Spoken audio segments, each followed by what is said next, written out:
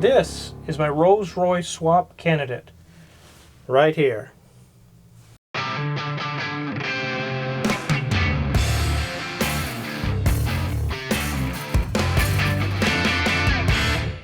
So this is the 1978 Rolls Royce Silver Shadow engine from Watch JR Go's LS swap. It's a perfectly running engine, good transmission, good parts. In the comments section on previous videos, I left it with you guys to give recommendations on what kind of vehicle I should swap this into. And there was a lot of really cool recommendations. But the one that I kept seeing over and over was a 60s or 70s truck. Whether it be Ford, Chevy, or whatever, it didn't matter. It was just a lot of older classic trucks. And that is the direction we went. Let's take a look at what I got. Here it is, guys. Rust and crust and pine needles and everything. The seller, his name was Andrew, actually just dropped this off not too long ago. Very nice of him. I paid him the full price that he was asking. He kindly delivered it to my shop. I didn't even have to go and get it, guys. It's really cool. Really neat. Now, as you see it, it's just as I got it. I haven't even had time to clean it out yet. It's got pine needles, trash in the bed. Together, we're going to check this thing out for the first time. Let's go over some of the specifics of the truck, then we'll take a look around and look at it and open the hood and take a look in the engine bay. Talk about that. This is a 1962 Chevrolet C30. It is a 1-ton truck. It has something really cool on the bed that is very rare, very hard to find. That's why I had to buy it. It has the factory OEM 9-foot step-side bed. It's not an 8-foot bed, it's not a 6-foot bed, it's factory 9-foot bed. And it has very sturdy step sides on it. Very sturdy.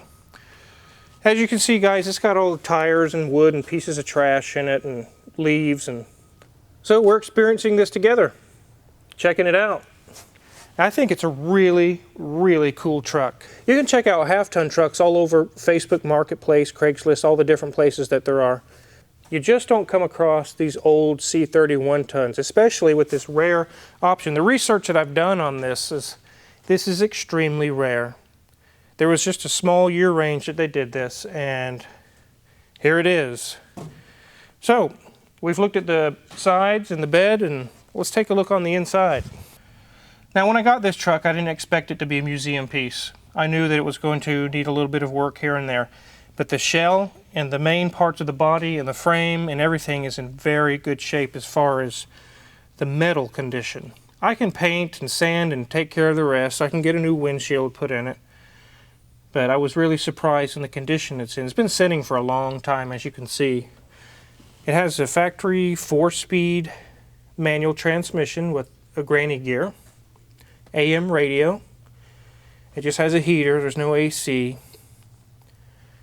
Very simple. It's the way it was back then. Something I like about this is there's no headliner. It's just metal, solid metal. Just sand it and paint it.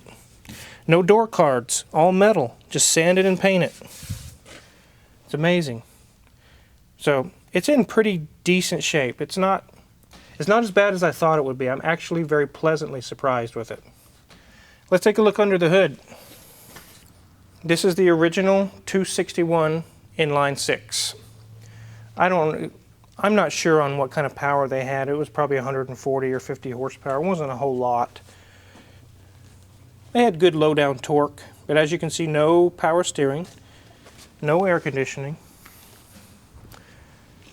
There's your heater. Just a heater box with a heater core and a blower all in one unit. Simple, easy to work on. It does have a new brake master cylinder. That's about all the guy did to it. The brakes work. He says that if he pours gas in the carburetor, he can drive it around his yard, or he could drive it. I really don't care whether or not the motor worked. But now that I know that it does work, and we have confirmed that, I'll probably just sell the motor. Sell it to somebody who needs a old 261 that still runs.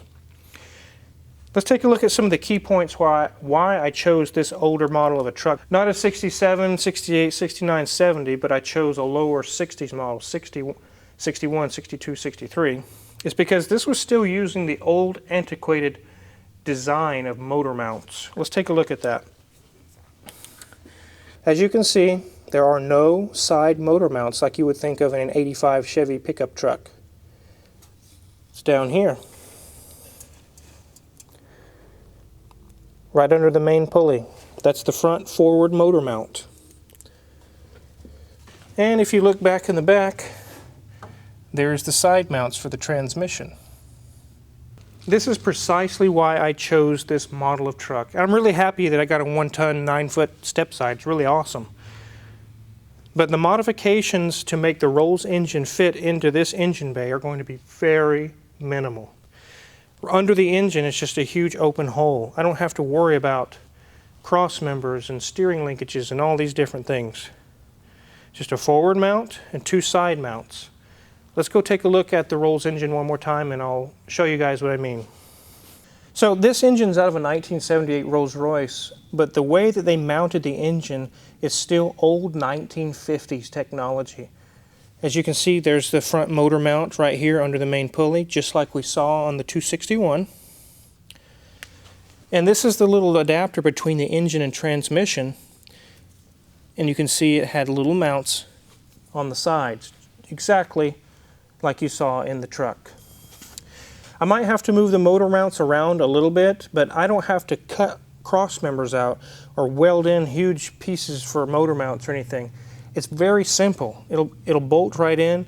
The transmission will just hang back there, just like it did in the Rolls, and just like it does in this truck as it sits. The transmission doesn't have any mounts on it other than on the sides.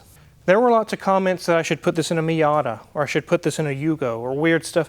Guys, this is a huge engine. It's not a little small block, or a little 302, or a 305, it's basically a big block. It's almost, the way it's built is almost like a ship engine that you'd find in a ship. It's very heavy steel and cast iron. This isn't going to fit in no Miata, or it's not happening, especially with the way the mounts are. Let's head back over to the truck and show you a few more things. So I was really excited to read all you guys' comments. You had a bunch of really cool recommendations, but I also knew that whatever I chose had to be rear-wheel drive, had to be something with a traditional frame, because this is a heavy, heavy engine, and it had to be something with this kind of a mount setup, this old, antiquated mount setup. When I came across this truck on Facebook Marketplace and I started looking at pictures of the engine bay and some other different things, I just knew right off the bat, this is it. I didn't have any more questions. I saw the condition of the truck. It was in a condition that was as good or even better than what I was looking for. It had the mount system I was looking for. It's a heavy, heavy duty truck, and it looks really cool. That's when I contacted the seller and said, you deliver to my shop and I'll have the cash in hand ready for you. He said, done deal. And he brought it here. So it saved me a lot of time. Being a shop owner, I don't have a lot of time to be all over the place checking stuff out. I'm going to use the stock Rolls Royce TH400 transmission. And I'm even going to use the electronic dainty little shifter on it, just like in a Rolls Royce. I'm going to get the shifter from Watch JR Go, John Ross. I'm going to wire it all in. It's very simple because on older Rolls Royce that I used to have, I know that system very, very well. So I've got the original actuator, everything for the transmission. So I'll have this dainty, cute little shifter to put it into drive or put it into low or reverse or whatever, and it'll click, click, click, click, go into gear. It'll be really cool.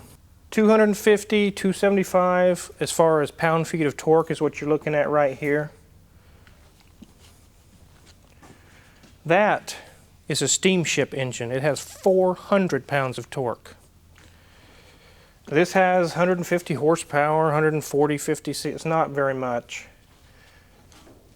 That is about 220.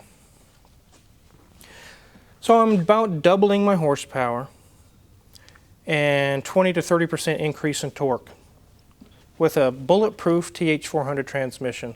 It's going to be an awesome tow rig.